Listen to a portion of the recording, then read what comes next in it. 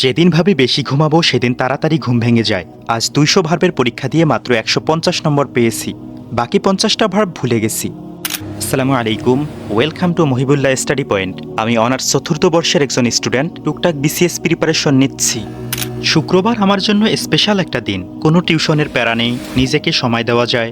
সপ্তাহের 6 দিনই আমার টাইট শিডিউল। যদি স্টাডি ব্লগ বানাই তাহলে তো কথাই নেই। সে হিসেবে শুক্রবার নিজেকে মুক্ত ইগল মনে হয়। যাই করি না কেন পড়াশোনা আর গ্যাপ দেব না।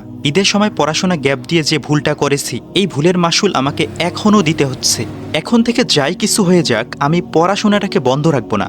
যদি কোনোদিন মেহমানের বাড়ি যাই তবু আমি সেখানে পড়াশোনা করার চেষ্টা করব। আমাকে অনেকেই ইনবক্সে বলে, ভাই আমি ঈদের আগে রেগুলার পড়াশোনা করতাম, কিন্তু ঈদের বন্ধে পড়াশোনা করিনি, এখন পর্যন্ত কামব্যাক দিতে পারিনি।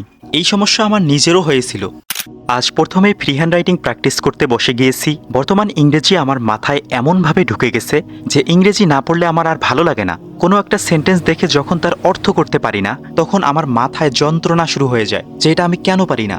আমার বর্তমান ব্রেকফাস্ট করতে 11-12টা বেজে যায়, সেখানে আজ ঘুম থেকে ওঠার পরই খিদে লেগেছে। গতকাল টিউশনে বেশ ভালো তরকারি দিয়ে খাওয়া দাওয়া হয়েছে। যেদিন রাতে ভালো তরকারি দিয়ে খাওয়া দাওয়া হয় সেদিন সকালে তাড়াতাড়ি খিদে লাগে। মাত্র একটা সেশন কমপ্লিট করেই ডিম সিদ্ধ দিয়ে সালাদ বানাতে শুরু করেছি। এটাই আজকের ব্রেকফাস্ট। আমি যতটুকু পড়াশোনা করি না কেন তা আবার রিভিশন দেওয়ার চেষ্টা করি। ব্রেকফাস্টের পর চা খেতে খেতে এতক্ষণ পর্যন্ত যা পড়েছি তা রিভিশন দিলাম। একটা বিখ্যাত লাইন আছে, রিপিটেশন ইজ দ্য কি অফ সাকসেস। এই লাইনটাকে আমি মনে প্রাণে ধারণ করি। এখন 1 ঘন্টার একটা টাইম সেট করে পূর্বে যা যা ফ্রি হ্যান্ড রাইটিং প্র্যাকটিস করেছি তার একটা পরীক্ষা দিচ্ছি। পিসিতে দেখতে পাচ্ছেন একটা বৃত্তাকার, এটা 1 ঘন্টার একটা টার্গেট। তো আলহামদুলিল্লাহ আমি 1 ঘন্টায় পরীক্ষাটা কমপ্লিট করতে পেরেছি এবং যা যা এতদিন ফ্রি হ্যান্ড রাইটিং শিখেছি সবগুলা কভার করতে পেরেছি। যদিও হ্যান্ড রাইটিং খুবই খারাপ হয়েছে, ডাজন্ট ম্যাটার।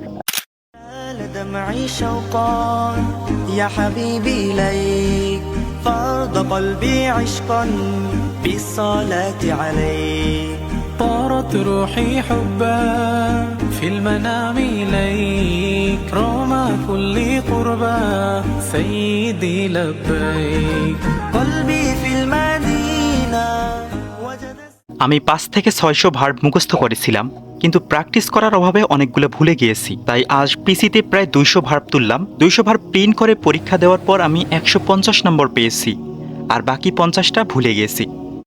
الأخلاء يومئذ بعضهم لبعض عدو الأخلاء يومئذ بعضهم لبعض عدو إلا المتقين يا عباد لا خوف عليكم اليوم ولا أنتم تحزنون الذين آمنوا بآياتنا وكانوا مسلمين ادخلوا الجنة أنتم وأزواجكم تحبرون ادخلوا الجنة أنتم وأزواجكم تحبرون।